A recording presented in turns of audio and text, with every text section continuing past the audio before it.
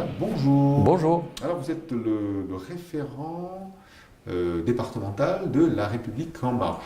Et oui, je suis le nommé référent départemental depuis le 6 octobre dernier. Donc je suis en charge de structurer le mouvement La République En Marche sur le département de l'Ariège.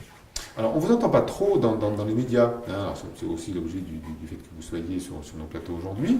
On voit le débat autour de la République En Marche au niveau national, sur toutes les chaînes, dans tous les médias, la presse quotidienne. Or, sur la presse locale, y compris sur azinat.com, on ne vous voit pas trop. Oui, alors c'est pas parce que on ne vous voit pas courir les plateaux qu'on n'est pas actif. Comme je le disais, j'ai été nommé le 6 octobre dernier et ma mission première a été de structurer le mouvement. C'est maintenant chose faite. J'ai donc mis en place des équipes pour le support de l'action de La République En Marche au niveau départemental, que ce soit au niveau de la mobilisation, que ce soit au niveau des comités locaux, qui sont nos structures locales de fonctionnement, que ce soit au niveau de la communication, au niveau également des finances et de ce qu'on appelle les engagements citoyens. Donc cette équipe autour de moi est constituée et nous avons déjà débuté le travail autour de ce que nous appelons les groupes thématiques. On va y venir. Mais ce que je veux vous dire, c'est qu'effectivement, pendant ce premier mois d'action au niveau départemental, depuis les nouveaux statuts de La République En Marche qui a été constitué au mois d'août, eh bien, j'ai travaillé à la structuration du mouvement, d'où le fait que je n'étais pas trop présent dans les médias, mais je vais y remédier. Alors bon, pourtant les actualités au niveau national sont très fortes.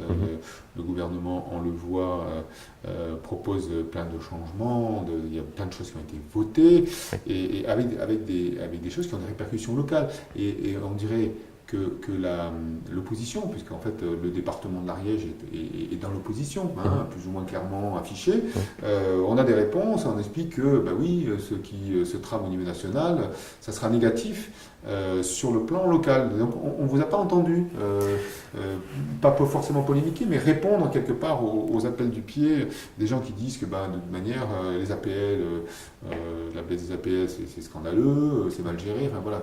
Oui, alors donc c'est là que je vais répondre par la méthode qu'on met en place. La méthode qu'on a mise en place, elle est basée sur le contact direct avec les citoyens. Quand nous avons mis en place le projet de modernisation du dialogue social en entreprise, qu'est-ce que nous avons fait? Nous avons mobilisé les équipes pour aller voir la population, chez eux, sur les marchés, à la sortie des usines, pour discuter directement avec les citoyens. C'est la méthode de La République En Marche qui est un mouvement citoyen. Et effectivement, j'entends bien, et je lis aussi dans la presse, le positionnement qui est plus un positionnement défensif par rapport aux changements qui sont faits assez radicaux au niveau du gouvernement. Il y a deux choses qui m'interrogent là-dessus. La première, c'est que j'ai bien l'impression que c'est un questionnement aussi interne, on va dire, des partis qui sont le Parti socialiste ou les Républicains, qui cherchent une ligne aussi politique. Nous ne cherchons pas de ligne politique, nous l'avons la ligne politique et nous avons un programme. Ce programme, c'était le programme d'Emmanuel Macron et il ne vous a pas échappé qu'il est mis en place très rapidement parce que c'est une transformation qu'on veut faire, notamment au niveau du modèle social et au niveau, on en parlera plus tard, de l'apprentissage et de la gestion du travail au sens large dans la France. Nous avons comme souhait de changer les choses rapidement, c'est ce qui est fait, et pour faire l'explication, la pédagogie, nous allons au contact de la population. D'ailleurs, les retours sont tout à fait intéressants et tout à fait bons.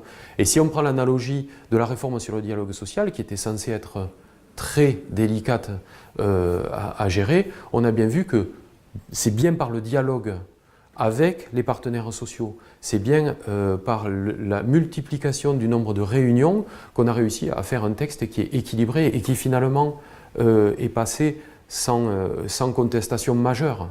Donc c'est vraiment cette méthode-là que moi je veux aussi utiliser au niveau local.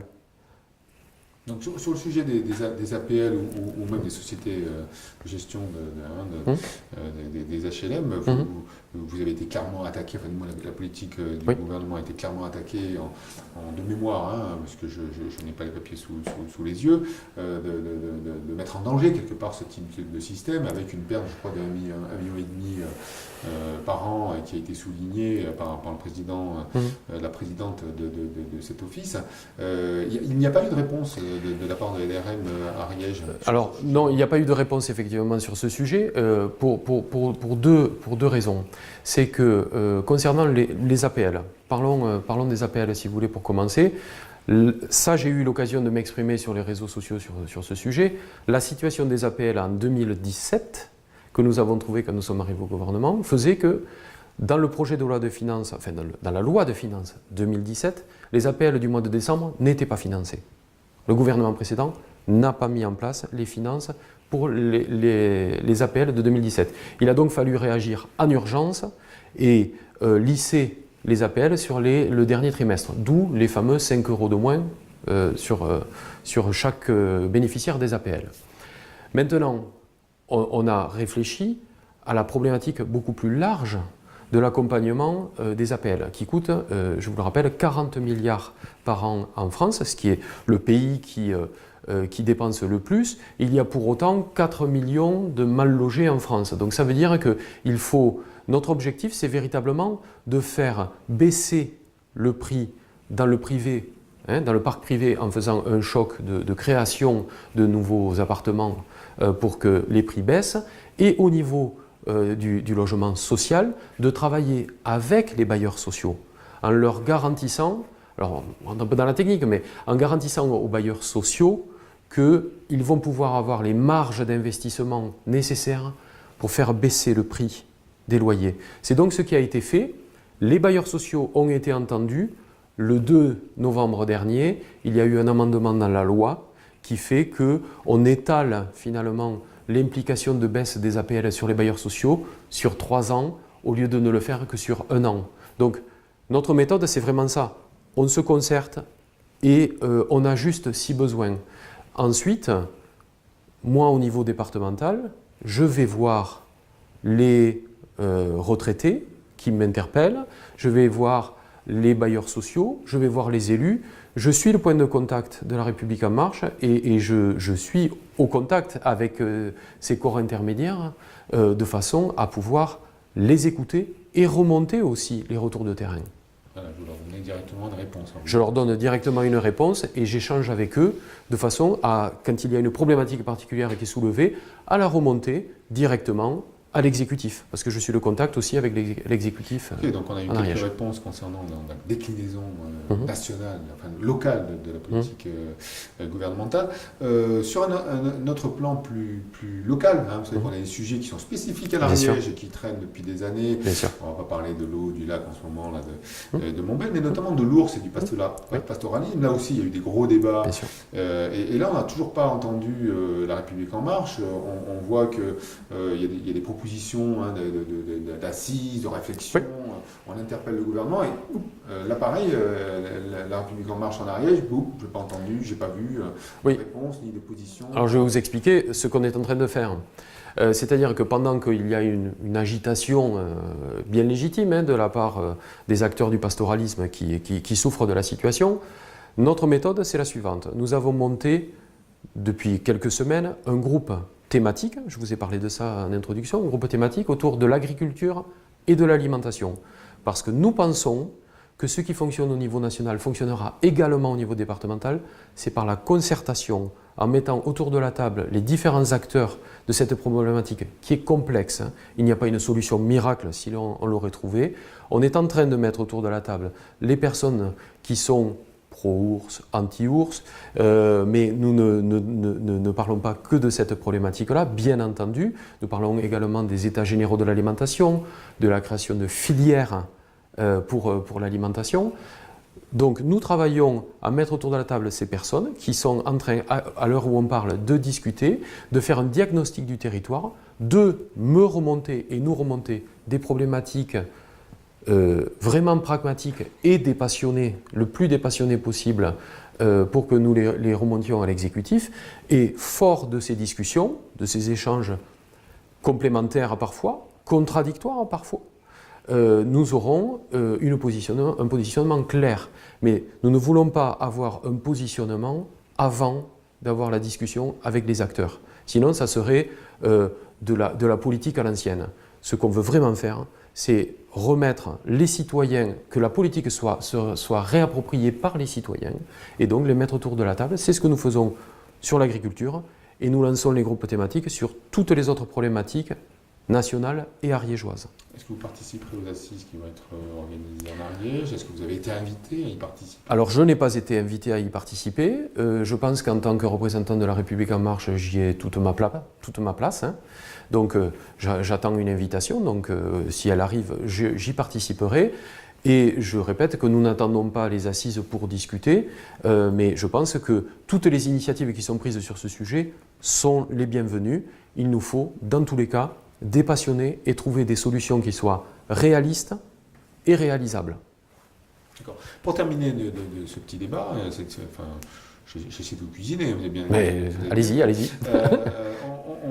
On sait, malheureusement ou heureusement, quelque part, on fait partie un des seuls départements en France qui n'a pas de représentation politique, La République En Marche. Donc on n'a pas de représentant côté gouvernement.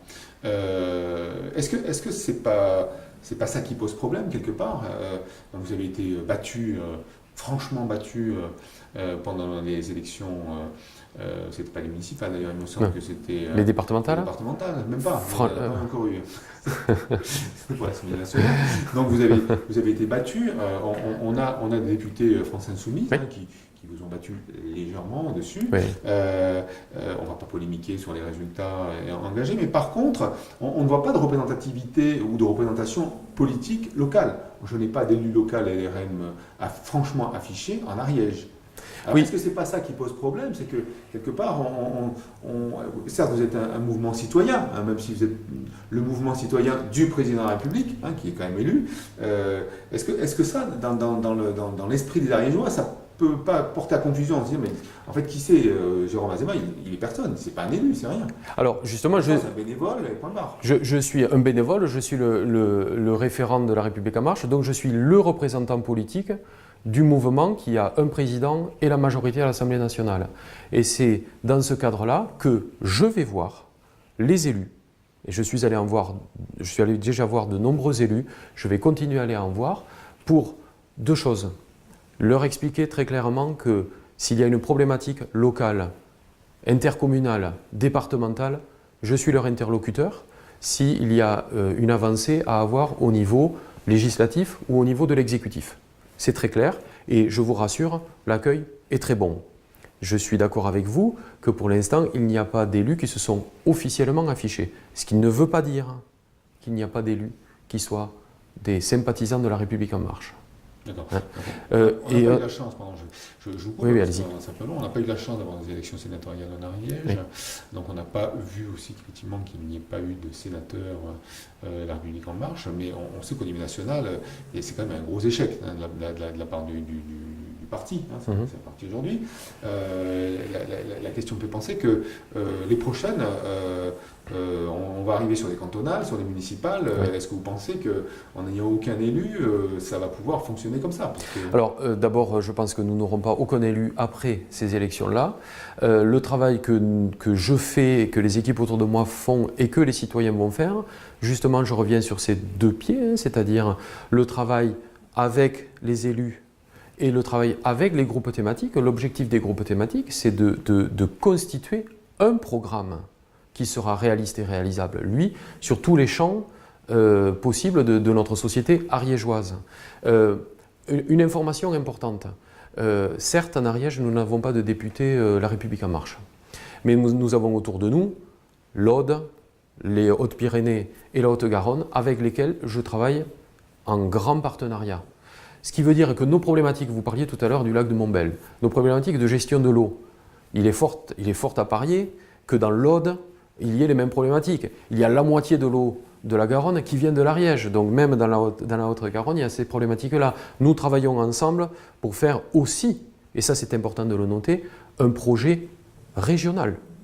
Ce qui veut dire que le maillage national de la République En Marche va nous permettre de proposer à nos concitoyens, le moment venu, Mais faisons les choses dans l'ordre. Réfléchissons, proposons et ensuite mettons en place les équipes pour incarner nos solutions. Ça viendra en temps voulu, 2020, 2021, 2022. À ce moment-là, nous serons prêts pour avoir des solutions au niveau local, intercommunal, départemental et régional.